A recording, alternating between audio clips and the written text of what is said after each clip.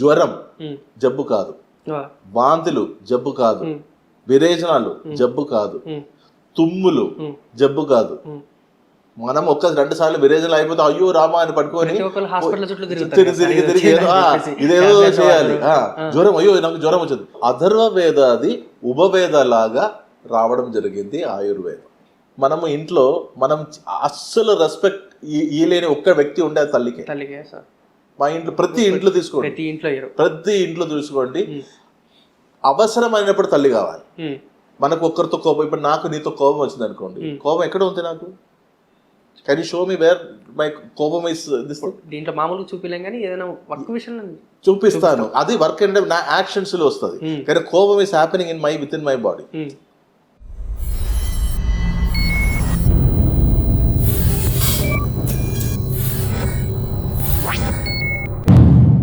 Hi friends, welcome to our channel. ఈ రోజు మనం వచ్చేసాం KSAC multi speciality ayurvedic hospital. ఈ రోజు మన ముందు ఉన్నారు డాక్టర్ సాజిద్ డిసూజా గారు. Hi sir. Hi sir. ఈ మధ్య కాలంలో ఆయుర్వేదిక్ అంటే కొంతమంది చాలా మంది డౌట్స్తో ఉన్నారు. ఆయుర్వేదిక్ అంటే అలా, ఆయుర్వేదిక్ అంటే ఇలా, ఆయుర్వేదిక్ మంచిది కదండి. కానీ ఆయుర్వేదిక్ అంటే ఏంటి సార్ అసలు? అవును, very good question to start with. ఏంటంటే ఆయుర్వేదం అంటేనే ఏంటి అని చాలా మందికి తెలియదు. మనం అక్కడ నుంచే మొదలుపెడతాం కదా. అంటే భారత దేశంలో పుట్టి పెరిగిన ఒక వైద్య సంప్రదాయం, మన ప్రతి ఒక్క రాష్ట్రానికి, ప్రతి ఒక్క దేశానికి తనదంటూ ఒక న్యాచురల్ మెడికల్ సిస్టమ్ ఉంటుంది. ఓకే, సో మన భారతదేశంలో పుట్టి పెరిగిన ఒక శాస్త్రం, ఒక వైద్య సంప్రదాయం. అంటే దేవుడు మనిషిని సృష్టించిన తర్వాత, అన్ని చరాలను సృష్టించిన తర్వాత దీని ఆరోగ్యం కూడా పరిపాలన చేయాలి కదా. అవును సార్. సో ఆయుర్వేద అని ఒక శాస్త్రం రావడం జరిగింది.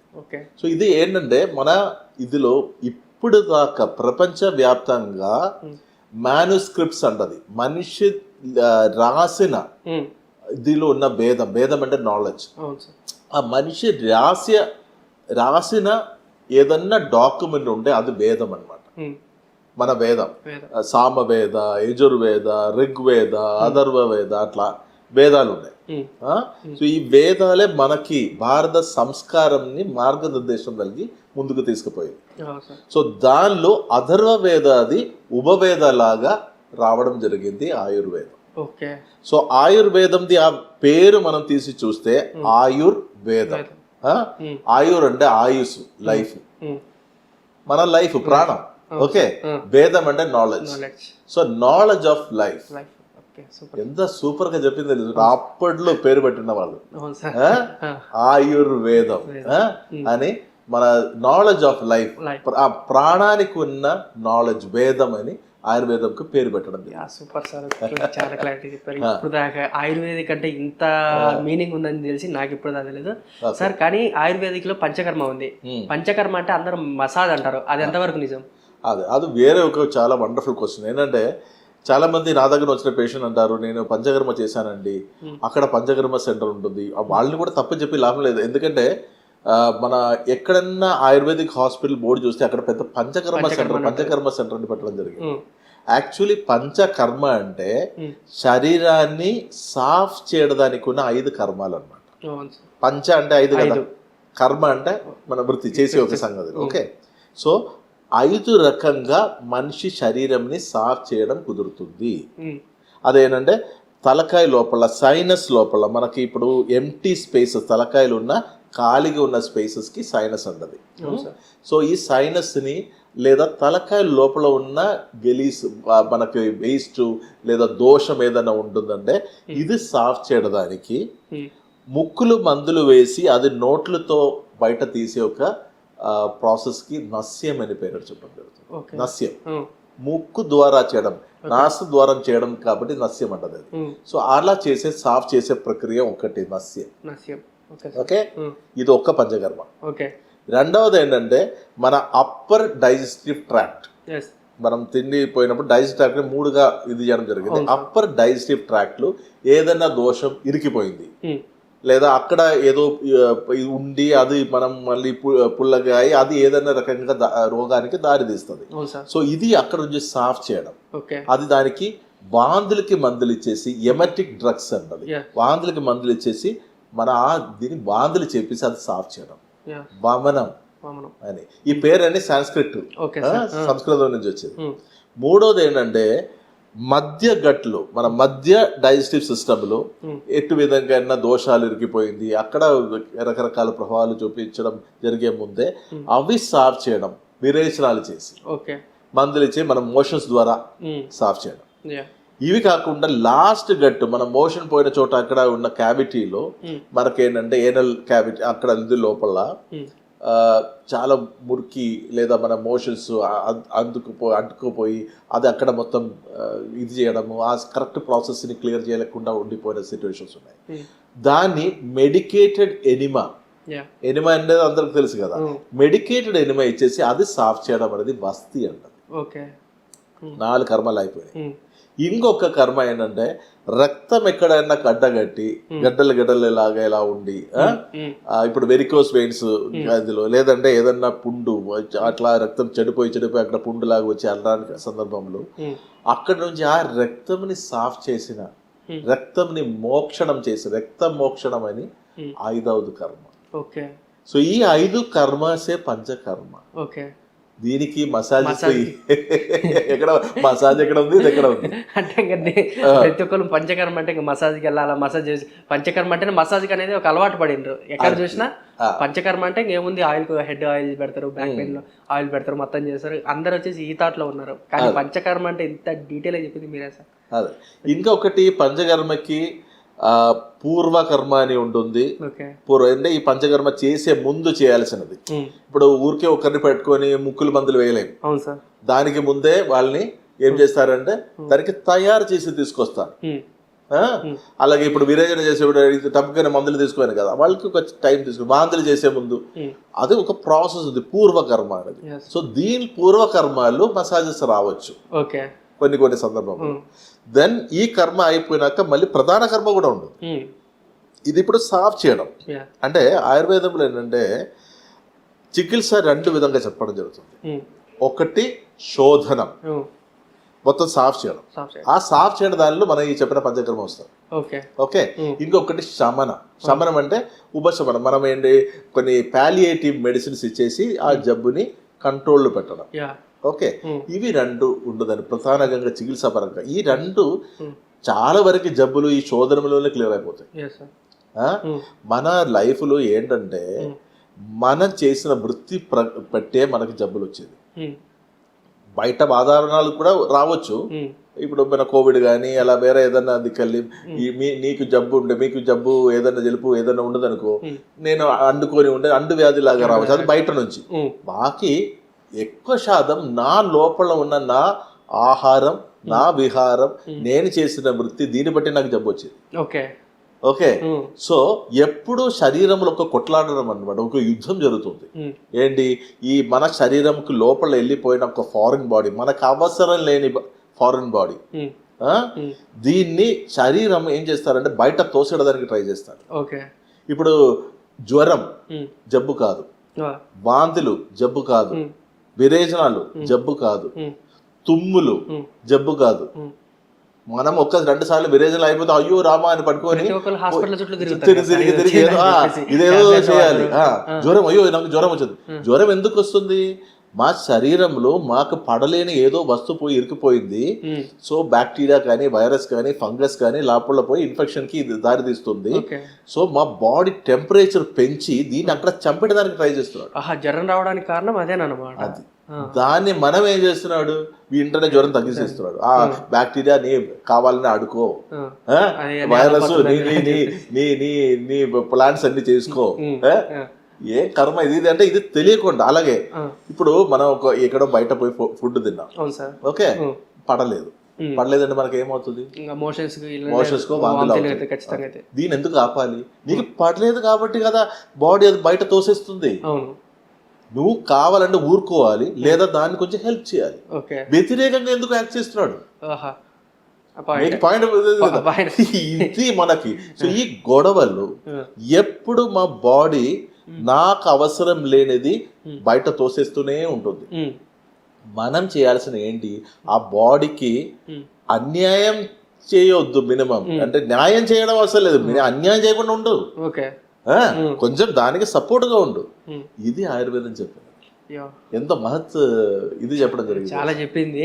కాకపోతే మనోళ్ళు ఏంటంటే అందరూ ఒక్కొక్కరు ఒక్కొక్క సైంటిస్ట్ లాగా ఆయుర్వేదిక్ అంటే అది ఆయుర్వేదిక్ ఇది అంటే ఇట్లా మాటలు మార్చి ఆయుర్వేదిక్ అన్న పదాన్నే పూర్తిగా చేంజ్ చేశారన్నమాట. ఇంకొక గొప్పతనం ఏంటంటే మా శరీరం తయారయ్యేది పంచభూతం నుంచి. పంచభూతం ఉంది. పంచభూతం ఏంటి? పృథ్వీ, అప్పు, వాయు, ఆకాశం, తేజస్ అంటది. అంటే ఎర్త్, వాటర్, ఫైర్, ఎయిథర్, ఎయిర్. ఈ పంచభూతం నుంచే ఈ ప్రపంచంలో ఉన్న ప్రతి ఒక్కటి సృష్టమైంది, ఇది పుట్టి పెరిగింది. అన్ని కారణం అదే సృష్టికి, అదే కారణం, సృష్టికి మూలం భూతం. అదే సృష్టికి భూతమైన ఇది మనకు బయట ఉండదు కదా. అంటే భూమి ఉంది, ఆకాశం ఉంది, వాయువు ఉంది, అగ్ని ఉంది, జలం ఉంది, వాటర్ ఉంది. సో మన శరీరంకి ఏదన్నా జబ్బులు వస్తే కూడా ఈ పంచభూతం నుంచే మెడిసిన్స్ దానికి ఉంది. ఈ గొప్ప శాస్త్రం కూడా ఆయుర్వేదమే చెప్తుంది. అందుకే మన హెర్బ్ నుంచి వాటర్ గాని, ఫైర్ గాని, ఇది అన్ని మనకు మెడిసిన్స్ గా వాడడం జరుగుతుంది. సూర్యుడు ఎంత పెద్ద డాక్టర్ తెలుసా మీకు? మాకు ఇంజక్షన్స్ వైటమిన్ డి తక్కువ అయిపోయిందని అందరు పోయి ఇంజక్షన్ టాబ్లెట్ వేసుకుంటారు, ఎముకలు వీక్ అయిపోయిందని చెప్పుకొని. కొంచెం ఎండ తగిలితే చాలమ్మా. ఓకే, మంచి గాలి, ఫ్రెష్ గా గాలి పిలుచుకొని ప్రాణాయామం అనేది ఆయుర్వేదములు చెప్పడం ఏంటంటే బ్రాహ్మ ముహూర్తే ఉత్తిష్టే. బ్రాహ్మ ముహూర్తం అంటే దేవుడు టైం అంటది, ముహూర్తం అంటది. ఏంటి తెలుసా? 4 o'clock పొద్దున. అప్పుడు లేవాలి. అంటే శుద్ధమైన ఎయిర్, మనకు శుద్ధమైన ఎయిర్ అప్పుడు దొరుకుతుంది. శాస్త్రం మళ్ళీ ప్రూవ్ చేయడం జరిగింది. ఏంటంటే మనము ఈ రాత్రికి మన బండిది పొగలు, మనం ఇది చేసిన కార్బన్ డైఆక్సైడ్ ఇది అన్ని పోయి అన్ని వాతావరణం మొత్తం ఇదిగా ఉంటుంది కదా. మన చెట్లు ఏం చేస్తారు తెలుసా? ఈ కార్బన్ డైఆక్సైడ్ అన్ని లాగేసుకొని ఈ 4 o'clock ఆక్సిజన్ వదలడం జరుగుతుంది. అప్పుడు 4 o'clock వరకు మొత్తం ఆక్సిజనేటెడ్ కంటెంట్ ప్రపంచంలో మొత్తం తిరిగి ఇది ఉంటుంది. ఓకే, సో మన air the saturation of carbon dioxide is very very less and oxygen is very high at this particular time 4 o'clock.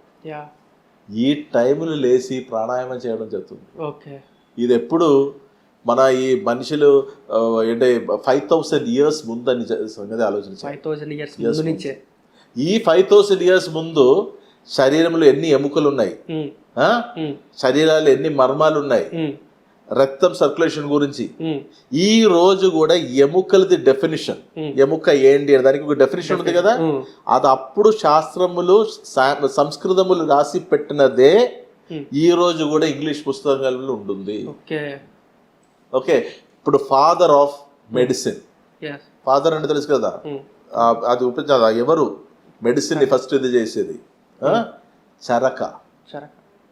Okay, Charakacharya, ఆయుర్వేదాచార్య. ఫాదర్ ఆఫ్ మోడర్న్ మెడిసిన్ వచ్చేసి హిపోక్రేట్స్, గ్రీక్ లో. అంటే మోడర్న్ కెమికల్స్ తో మందులు తయారు చేయడం ఆయన చేశాడు. కానీ ఫస్ట్ మందులు న్యాచురల్ గా భూమి నుంచి దొరికిన ఇది పెట్టి తయారు చేసేది చరక. అందుకే father of medicine is Charaka. Father of surgery, శస్త్రక్రియ చేస్తారు కదా, సుశ్రుత, ఆయుర్వేదాచార్య. Father of modern surgery Joseph Lister. అంటే ఆయన అసెప్టిక్ సర్జరీ, అంటే ఇన్ఫెక్షన్ రాకుండా, మనం ఇప్పుడు ఎవరైనా కోసేస్తే ఏదైనా సర్జరీ చేస్తే అక్కడ ఇన్ఫెక్షన్ రావడం ఛాన్స్ ఉంది, ఎందుకంటే you're exposing it to contamination. కాబట్టి అసెప్టిక్ సర్జరీకి ఇన్ఫెక్షన్ రాకుండా చూసేది Joseph Lister. So father of modern surgery అయింది. Father of surgery Sushruta. Father of plastic surgery, plastic surgeries కదా అన్ని రకంగా చేసేది, ఈ రోజు కూడా సుశ్రుతనే. సో ఎక్కడమ్మా ఆయుర్వేదం, ఎక్కడ బాకీ అందరం? అంటే ప్రతి ఒక్క మెడికల్ డిపార్ట్మెంట్, ప్రతి ఒక్క శాస్త్రంకి తల్లి ఆయుర్వేదం. ఇప్పుడు మనకి ఏంటి, మనము ఇంట్లో మనం అస్సలు రెస్పెక్ట్ ఇయ్యలేని ఒక్క వ్యక్తి ఉండే తల్లికి. మా ఇంట్లో ప్రతి ఇంట్లో తీసుకోండి, ప్రతి ఇంట్లో ఇయ్యరు. ప్రతి ఇంట్లో చూసుకోండి. అవసరమైనప్పుడు తల్లి కావాలి. మన అవసరం అయిపోయినాక తల్లి ఎవరు నాకు తెలియదు, ఏమీ తెలియదు. నాకు పక్క ఇంటి వాళ్ళు, నాకు బయట ఉన్నది నాకు ప్రియం. కానీ అక్కడ అన్ని మనకు ప్రాబ్లం అయ్యి ఎక్కడ దిక్కు లేదనుకో మళ్ళీ తల్లి అని తిరిగి వస్తుంది. అలాగే ఆయుర్వేద కూడా ఇప్పుడు కూడా ఆయుర్వేదములు అన్ని చోట తిరిగి తిరిగి తిరిగి అన్ని విసుగు వచ్చేసిన తర్వాత మా దగ్గర ఆయుర్వేద. సో తల్లి ఇలాగ ఉన్నప్పుడు భరించాలి కదా, పిల్లలది కదా. పిల్లలు చేసిన అన్ని తప్పులు భరించిన ఏక వ్యక్తి తల్లి. అసలు ఆయుర్వేదిక్ ని తల్లితో పోల్చారంటే సార్ ఇది వాస్తవం, నిజం సార్. మీరు చెప్పిన తర్వాత నాకు అర్థమైంది. ఎందుకంటే నేను ఇప్పుడు దాకా ఆయుర్వేదిక్ గురించి విన్నా కానీ, బట్ ఆయుర్వేదిక్ అంటే తల్లితో సమానము. ఏంటంటే లోకమంతా ఎట్ట తిరిగినా కూడా, ఎన్ని చెడు వ్యసనాలు, ఎన్ని చెడుతో ఎంత తిరిగినా కూడా చివరికి బాగు చేసే తల్లి అని ఇంపార్టెంట్ మాత్రం ఆయుర్వేదిక్లో ఉంది. ఆయుర్వేదిక్ని కూడా తల్లితో పోల్చారంటే ఇప్పుడు దాకా మా ఇంటి వంట చేస్తారు. అవును సార్. హోటల్లో మనకి చాలా రుచికరంగా చాలా టేస్టీగా దొరుకుతుంది, కానీ ఇంట్లో తల్లి వండిన భోజనంలో అన్ని ఐటమ్స్ తో పాటు ఇంకొక ఐటమ్ పెడతారు, ప్రేమ కదా. వాళ్ళకి, నా పిల్లలకి లేదా నా హస్బెండ్ కి, నా ఇది ఎవరెవరు భోజనం చేస్తున్నారో వాళ్ళకి అన్ని మంచిగా జరగాల దేవుడా అని ఒక ప్రేమ, ఒక తమనతో చేసేది ఒకటి. ఇదమ్మా ఆయుర్వేదం. ఆయుర్వేదం దానిలో ఎప్పుడు చూసేది ఏంటంటే బాధతో వచ్చిన వాళ్ళని ఇంకా సూదిలు, ఇంకా కత్తిలు ఇవి అన్ని పొడవకుండా ఆ ప్రేమతో చేసుకొని ఆ వాళ్ళకి ఇంకా ఇబ్బందులు లేకుండా ఆ జబ్బుని తగ్గించడం అనేది ఉంటుంది. సో అది చాలా మంది మనకి తెలియదు. ఇప్పుడు మీలాంటి ఛానల్స్ లేదంటే ఇట్లాంటి ఇంటర్వ్యూస్ జరిగినప్పుడే నాలాంటి డాక్టర్స్ కలిసి చెప్పడానికి అవకాశం ఉండదు. ఎందుకంటే మనకి ఇప్పుడు నేను ఒక ఇంట్లో కూర్చొని నేను ఇట్లా మాట్లాడితే ఎంతమంది వింటారు? నా దగ్గర వచ్చిన చుట్టుపక్కల వాళ్ళు అది కూడా వాళ్ళు ఎన్ని కొద్దిసేపు తర్వాత వదిలేస్తారు. అదే 10 మంది ఉన్నా కూడా 10 మందిలో 5 మంది బాగా వింటారు. 5 మంది విన్నా కూడా దాంట్లో ఇద్దరే ఫాలో అవుతారు. Absolutely absolutely. అది ఇలా రెడ్యూస్ అయి వస్తుంది అనమాట.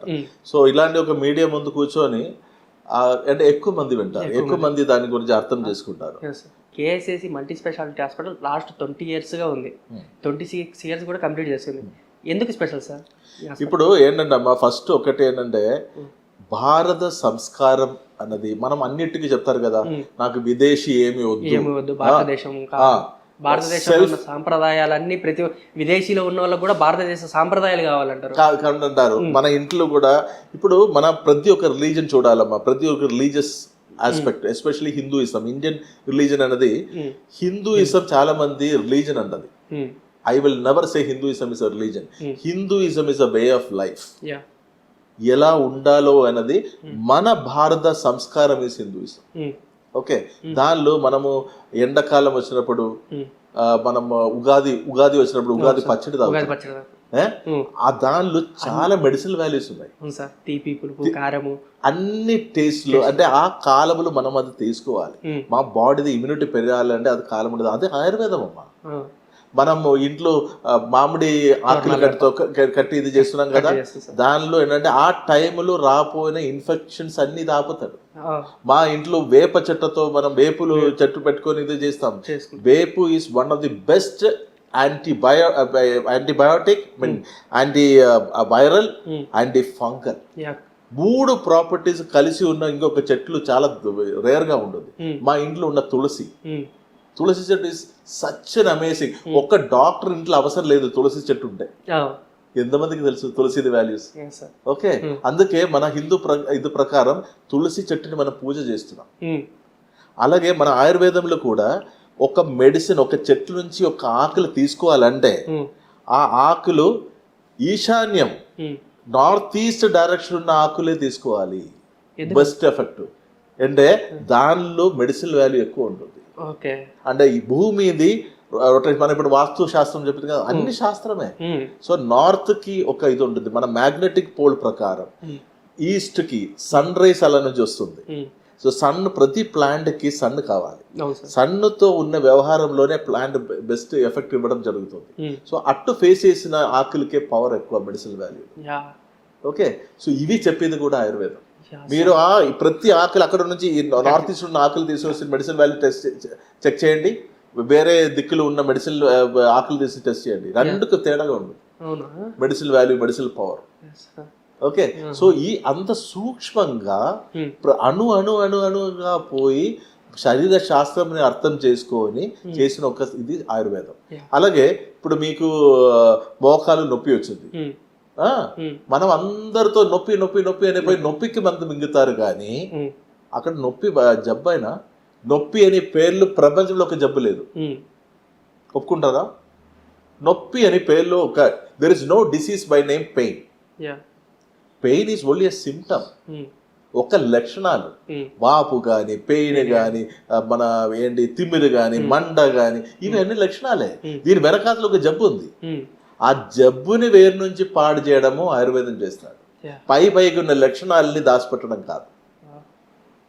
ఓకే, అంటే ఇంకొకటి, మనిషి శరీరం అన్నది ఒక మెషిన్ కాదు. నీకు గుండె పోయిందా, ఓకే తీసి పాడేసి ఇంకొకటి ఫిక్స్ చేస్తాం. కిడ్నీ పోయిందా, ఓకే తీసేసి ఇంకొకటి పెడతాం. ఇప్పుడు ఆర్టిఫిషియల్ ఇంటెలిజెన్స్ వస్తుంది, బుర్ర కూడా అవసరం లేదు. ఇప్పుడు నీకు బుర్ర తక్కువ ఉందా, పోయి మాట్లాడు, నీకు వేరే బుర్ర ఫిక్స్ చేస్తారు. ఏం కర్మ, ఏ లైఫ్ మనం where are we going to? Artificial intelligence is good in for certain other things, but ఇప్పుడు అట్లా ముందుకు వెళ్ళిపోయి మనం అవసరం లేకుండా పరిస్థితి అవుతుంది. ఓకే, ఆయుర్వేదం చెప్పేది అది కాదు. నువ్వు ఒక వ్యక్తి ఇప్పుడు నా దగ్గర వచ్చిన ప్రాబ్లం ఉంది, I should not only see your symptom, దాని వెనకాతుల జబ్బు కూడా మాత్రం కాదు, శరీరం మనస్సు ఆత్మ, ఇవి మూడు నేను అర్థం చేసుకొని దానికి వైద్యం చేస్తేనే ఆ జబ్బు క్లియర్ అయ్యేది. ఎంత గొప్పగా చెప్పింది, ఎంత గొప్ప ప్రిన్సిపల్, ఎంత గొప్ప ఫిలాసఫీ దానికి. నీకు నొప్పి ఎక్కడ జరుగుతుందో తెలుసా? చెప్పగలుగుతావా? చెప్పలేదు సార్. బాధ అనిపిస్తుంది మనకు. ఒకరు ఇప్పుడు ప్రేమించుకున్నావా? ప్రేమనా? ఉండొచ్చు. ఫెయిల్యూర్ అయిందా? ఒకటి ఫెయిల్యూర్ కూడా అయింది. బాధ తగిలింది కదా, అంటే లైట్ తగిలింది. మరి దాని గురించి ఎక్కువ తగిలింది కదా. ఎక్కడ తగిలింది చెప్పు? మనసుకు అయితే తగిలింది. మనసు ఎక్కడ ఉంది? ఇది అక్కడ ఉందా మనసు? చూపట్టు. ఎట్లా చూపెడతాను సార్? లేదు నాన్న, ఇట్ ఇస్ ఏ ఫీల్. అది ఫీల్ జరిగింది బ్రెయిన్ లో. నువ్వు ఎక్కడ గుండె దగ్గర చేయబడింది. గుండె ఇల్లు ఒక పంపే ఉంటుంది. మన ఓవర్ హెడ్ ట్యాంగిల్ నీళ్లు పంప్ చేస్తారు కదా, అలాంటి ఒక పంపింగ్ సిస్టమే ఉంది హార్ట్. నేను చూపెట్టిన ఇక్కడ. ఓకే, మనకు ఫీల్ అయింది. అది ఫీల్ మనసుకి అయింది. మనసు ఎక్కడ ఉంది చెప్పలేను కదా, బట్ ఫీల్ అవుతుందా? అలాగే చాలా మంది అంటారు దేవుడు ఎక్కడ ఉంది, చూస్తేనే నేను నమ్ముతారు. అరే అట్లయితే ఇది నమ్మరా? సుఖం, నీకు ఎక్కడ సుఖం ఫీల్ అవుతుంది? దుఃఖం ఎక్కడ ఫీల్ అవుతుంది? సో మనిషి శరీరం మాత్రం కాదమ్మా, దానికి ఒక మనసు ఉంది, దానికి ఒక ఆత్మ ఉంది. మనం చనిపోయినప్పుడు ఈ అప్పుడు దాకా మమ్మల్ని పేరు పిలిచిన వాళ్ళు నెక్స్ట్ డే బాడీని పిలుస్తాడు. డెడ్ బాడీ బాడీ తీసుకుపోతాను, శవం అయిపోతుంది. దాని తర్వాత మనిషిని అసలు దాని గురించి పట్టించుకుంటుంది. నేను చెప్తాను ఏ విషయంలో, నేను ఇప్పుడు చెప్తాను. సో దీని నుంచి విడిపోయేది ఏంటి? ఆత్మ. శరీరం అక్కడే ఉంది కదా. సో మన ఆత్మ మాతో పాటు ఉన్నప్పుడు మాత్రమే మనకి తేజస్సు, మనకి ఊర్జం, మనకు ఒక ఎనర్జీ ఉంటుంది. ఈ ఆత్మని ఎవరు చూసుకుంటున్నారు? దేవుడు. కానీ ఒక డాక్టరు ఆత్మకి జరిగిన బాధ డాక్టర్ ఎందుకు తెలుసుకోవట్లేదు? చాలా విలువ అయినది ఆత్మ కదా. ఆత్మ కదా నా లోపల కూర్చొని ఇప్పుడు ఇది మాట్లాడిపిస్తున్నాడు, ఇవి అన్ని చేస్తున్నాడు, మమ్మల్ని ముందుకు తీసుకెళ్తున్నాడు. ఆత్మ నా దగ్గర నుంచి విడిపోయిన తర్వాత నాకు జస్ట్ బాడీ కదా. ఇంకొకటి ఏంటంటే మన అందరూ అర్థం చేసుకోవాల్సిన సంగతి ఏంటంటే, ప్రేమ అనేది, లేదా మనకి ఎవరికైనా ప్రేమ ఉంటుంది అనుకోండి, వాళ్ళు చనిపోయిన తర్వాత ఇవ్వద్దు. చనిపోయిన తర్వాత అందరూ అయ్యో చాలా మంచివాడు, అయ్యో ఎంతో మంచివాడు, ఎంతో గొప్ప, ఏ రేంజ్కి ఉన్న మనిషి, ఎంతో గొప్ప మనిషి, పాపం అలా ఇలా. ఇది ఆయన బ్రతుకున్నప్పుడు పోయి చెప్పు, ఆయన పారాటు. అప్పుడు అది చేయరు. ఈగో, నేను చెప్తే వాడికైనా నేను డౌన్ అయిపోతానండి. సో మనిషికి రకరకాల నెగటివ్ క్వాలిటీస్ ఉన్నాయి. మనం శరీరంలో ఎక్కడ నెగిటివ్ ఉంది, శరీరంలో ఉన్న నెగిటివ్ మనం క్రియేట్ చేస్తాం. మనసులో నెగిటివ్ మనకు ఒక్కరితో కోపం, ఇప్పుడు నాకు నీతో కోపం వచ్చింది అనుకోండి, కోపం ఎక్కడ ఉంది నాకు? Can you show me where my కోపం ఇస్ దిస్? దీంట్లో మామూలుగా చూపిలేం కానీ ఏదైనా వర్క్ విషయంలో చూపిస్తాను. అది వర్క్ అంటే నా యాక్షన్స్ లో వస్తుంది. కానీ కోపం is happening with in my body.